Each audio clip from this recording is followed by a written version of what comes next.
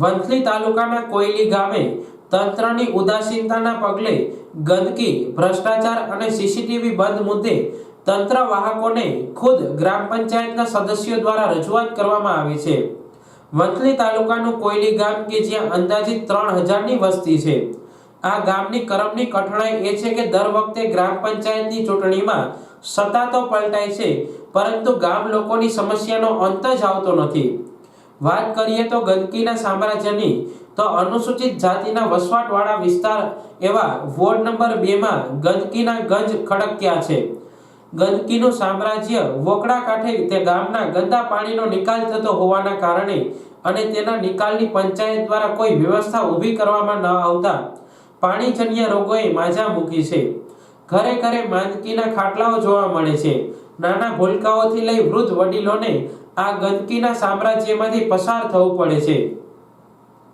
ગ્રામજનો તંત્ર વાહકોને રજૂઆતો કરી થાક્યા હોય, હવે તો પરિણામ નહીં આવે તો પંચાયત કચેરી સામે પણ ઉપવાસ આંદોલન કરવાની ગ્રામજનોએ ચીમકી ઉચ્ચારી છે।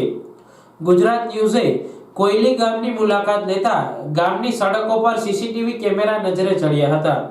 સીસીટીવી કેમેરા ચાલુ છે કે બંધ તેમની તપાસ કરવા પંચાયત કચેરીએ પહોંચતા અલીગઢી તાળા નજરે પડ્યા હતા। જવાબદાર અધિકારી અને પદાધિકારીઓની ગેરહાજરીમાં પંચાયતના પટાવાળાએ કચેરી ખોલી સીસીટીવીનું ડીવીઆર બતાવતા કુલ 8 કેમેરામાંથી 5 કેમેરાઓ બંધ હાલતમાં જોવા મળ્યા હતા।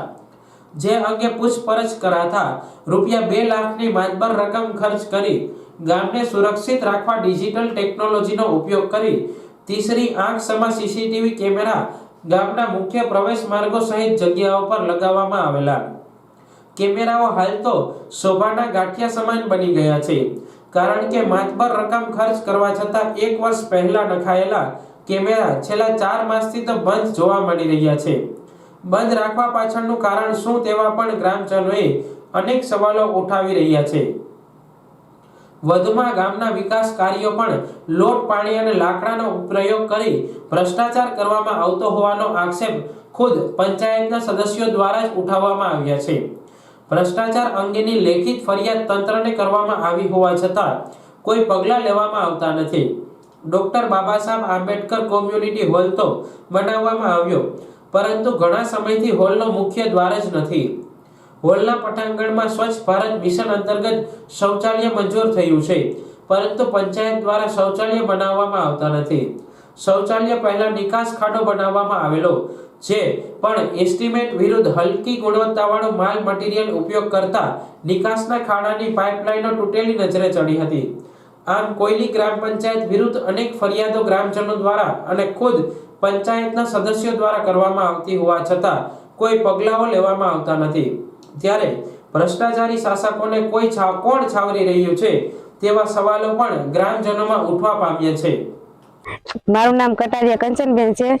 અમે કોયલી ગામના વોર્ડ નંબર 2 વણકરવાસમાં રહીએ છીએ। અમારી સમસ્યા એ છે કે અમારે અહીંયા ઘર આંગણે કચરો નાખી જાય છે બધાય।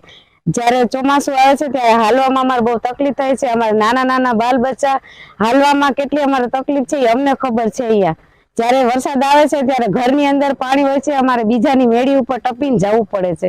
ને અમારી સરકારથી એટલી જ વિનંતી છે કે અમને અહીંયા રાંગની સુવિધા આપે ને આ કચરાનું નિવારણ કરી દે ને પાણી વિસ્તારનું જે આ સમસ્યા છે એની ગટર સુવિધા અમને આપે, એટલી અમારે સરકારથી વિનંતી છે।